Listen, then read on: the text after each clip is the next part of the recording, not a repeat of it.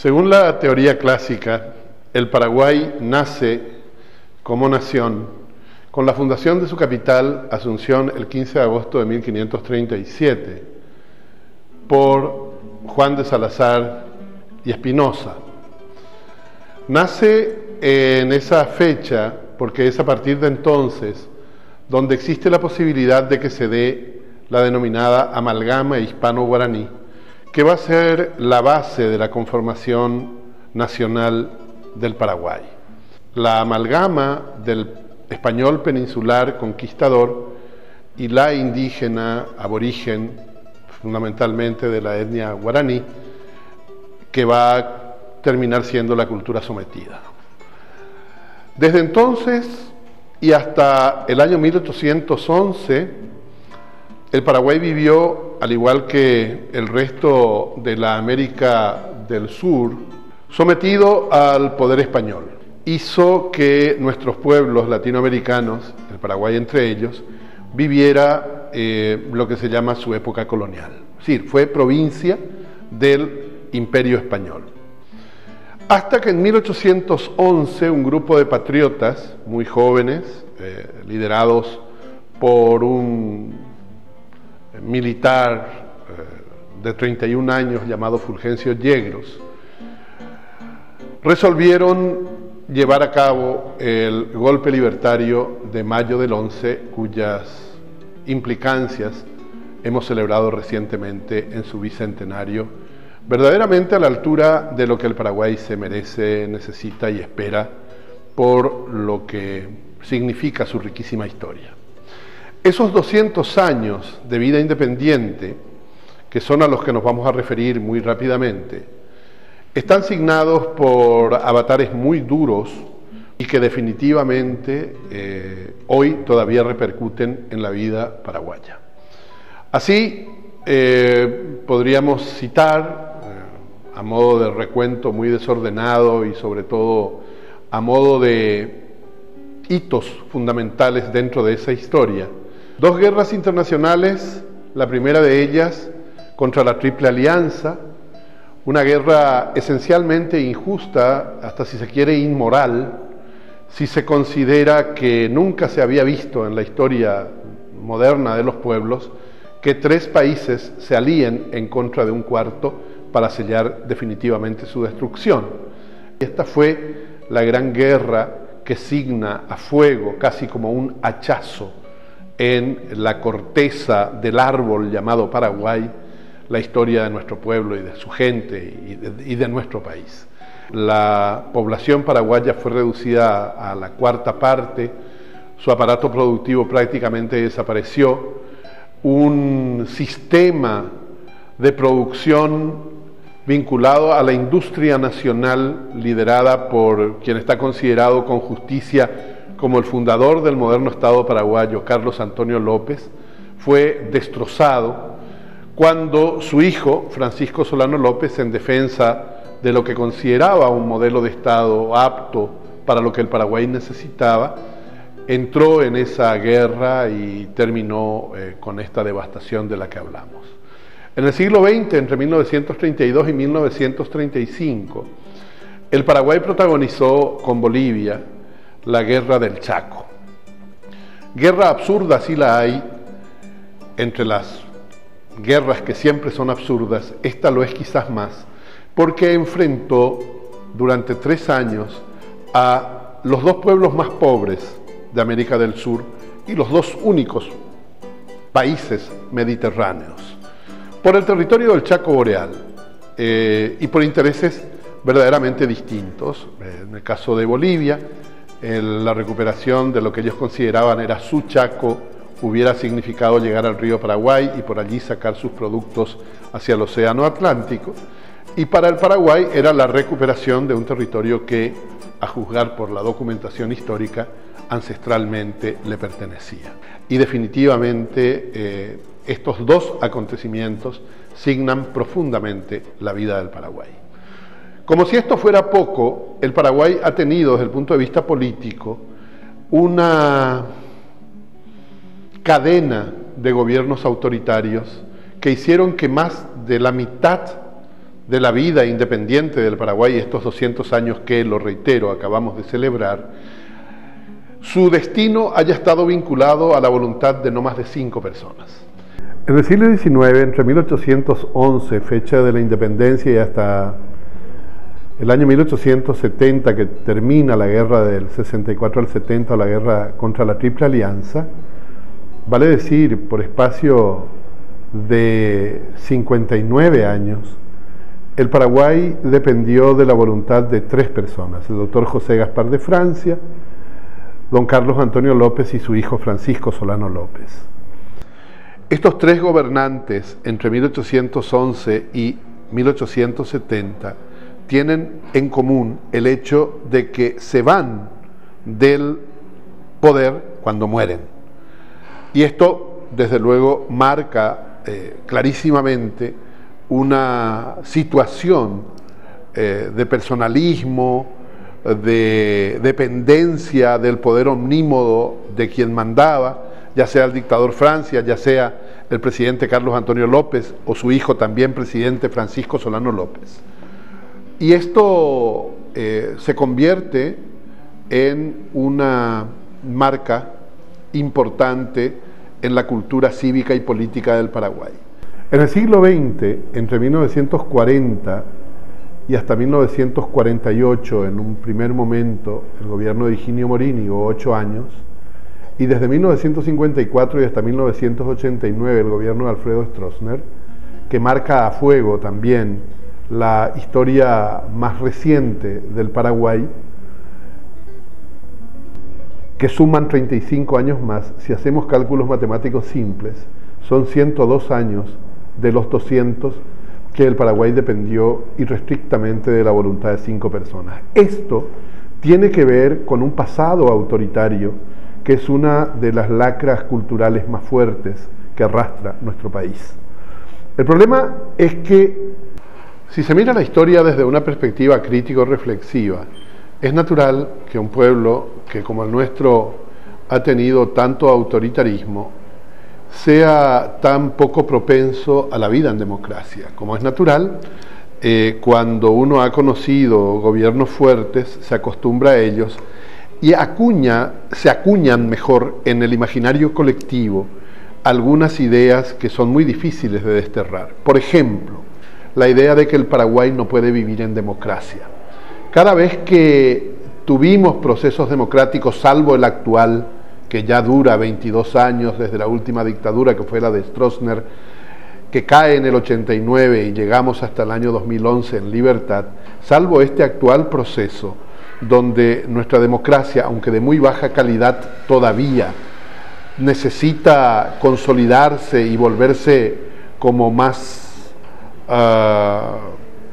efectiva, como más una forma de vida, no solamente reducida a votar cada 5 años por un presidente, e incluso llegar, como en el caso de abril de 2008, a cambiar de signo político después de 61 años. Sin embargo, subyace esa idea de que el Paraguay siempre necesita de gobiernos fuertes. La realidad histórica nos marca que efectivamente no solo fueron más los momentos en que el autoritarismo se enseñoreó de nuestro país, sino que efectivamente ese hecho marca muy a fuego la historia del Paraguay. Por otro lado, hay que tener en cuenta de que la última larga dictadura, la de Alfredo Stroessner entre 1954 y 1989, instaló en el país algunos modelos de comportamiento que duran hasta hoy. Por ejemplo, perfeccionó la corrupción. Esto significa que, como se ha dicho casi jocosamente en algún momento, el Estado paraguayo es una asociación lícita para delinquir. O sea, dentro del Estado, que está creado por ley, por constitución, sus instituciones responden a la normativa vigente. Es prácticamente idiota aquel que trabaja dentro del Estado y no sale con una fortuna considerable. Esa suerte de botín de guerra que es el Estado, no es sino la expresión de la corrupción que lastimosamente es también como la segunda piel de los paraguayos y las paraguayas. La corrupción está instalada, la corrupción es muy difícil de vencer, por esfuerzos que se hagan termina ganando la pulseada y es uno de los problemas estructurales más serios que tenemos, sobre todo para poder gozar de pronto de los beneficios de una economía que se ha mostrado muy saludable en el último tiempo. Es decir, si miramos los años de gobierno de Nicanor Duarte Frutos entre 2003 y 2008 y estos 2 años y pico que lleva de gobierno Fernando Lugo, y vemos el espectacular crecimiento económico del año pasado, el 2010, naturalmente uno dice, bueno, pues el Paraguay es casi de primer mundo. El problema serio es que eso no es sino coyuntural. Este crecimiento económico se debe principalmente a la fuerte recuperación del sector agrícola, al gran dinamismo del sector de las construcciones y a los buenos resultados en términos de actividad económica en el plano regional y mundial. ¿Qué significa esto? Los commodities, vale decir, los alimentos, han cobrado una gran importancia en el mundo y tanto la carne paraguaya como la soja paraguaya son extraordinariamente apetecidas. Esto hace que tengamos ese crecimiento espectacular, pero cualquier fluctuación en los precios, cualquier sobrecalentamiento de la economía, un proceso que en este momento se está dando en el Paraguay, puede hacer caer abruptamente esa realidad casi de burbuja, casi de realidad casi irreal del año pasado y enrostrarnos de vuelta los problemas estructurales serios que tenemos. Existen muchos elementos que se contraponen a este fenómeno de crecimiento y que afectan a la calidad de vida de los paraguayos. En primer lugar, el Paraguay enfrenta desafíos en términos de distribución de la riqueza. El sector primario fue el que más creció en 2010 debido a la alta demanda de la carne y la soja en los mercados internacionales. A su vez, los beneficios de este repunte económico no se transfieren a la población. Este sector de la economía emplea a pocas personas. La carga impositiva para el sector es mínima y solo unos pocos poseen las grandes extensiones de tierras requeridas para esta actividad, lo que hace a este sector muy desigual. De hecho, la región es la más desigual del planeta y el Paraguay es uno de los países más desiguales entre sus vecinos. En segundo término, el 35% de los paraguayos y las paraguayas viven en la pobreza.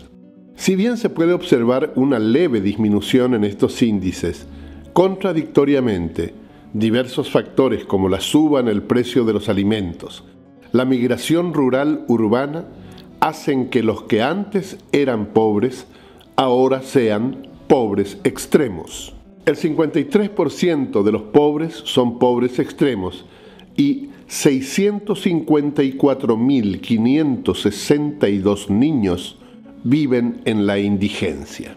Y en tercer lugar, a causa de esa accidentada historia que mencionábamos antes, existe un retraso en la calidad y la cobertura de servicios básicos para la población.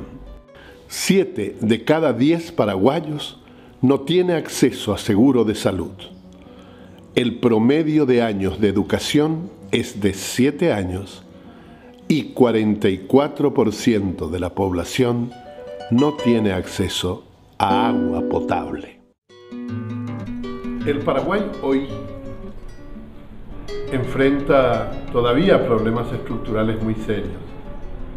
Si bien hay esfuerzos, nunca es suficiente lo que se puede llegar a dar. Desde el punto de vista político, el Paraguay tiene una democracia de muy baja calidad. Todavía persisten bolsones de autoritarismo, todavía persisten y gozan de buenísima salud, las nostalgias de tiempos pasados.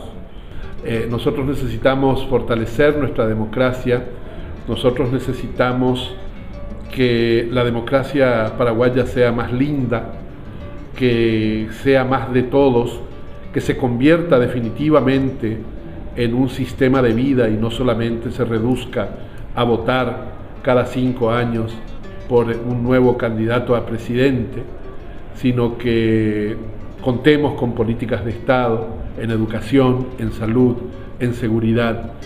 Y refiero a las 3 áreas más importantes del país, porque el Estado, de hecho, el Estado moderno nace para preservar esto a sus súbditos. Nosotros necesitamos imperiosamente de aunar voluntades, necesitamos de gente que, entendida en estas cosas, nos ayude a consolidar la democracia. Y si nuestro país permanece en un camino que se ha iniciado en el 2008 y se profundiza, ese camino tiene un futuro promisorio. De hecho, los procesos de globalización y mundialización pueden ser muy beneficiosos para un país como el Paraguay, siempre y cuando tengamos la gente necesaria para llevar a cabo los procesos que hace falta impulsar. Si esto se da, en 15 años más el Paraguay puede ser otro y la mañana será más limpia y más claro el porvenir, en un país que ha sufrido extraordinariamente a lo largo de su historia y que merece definitivamente días mejores.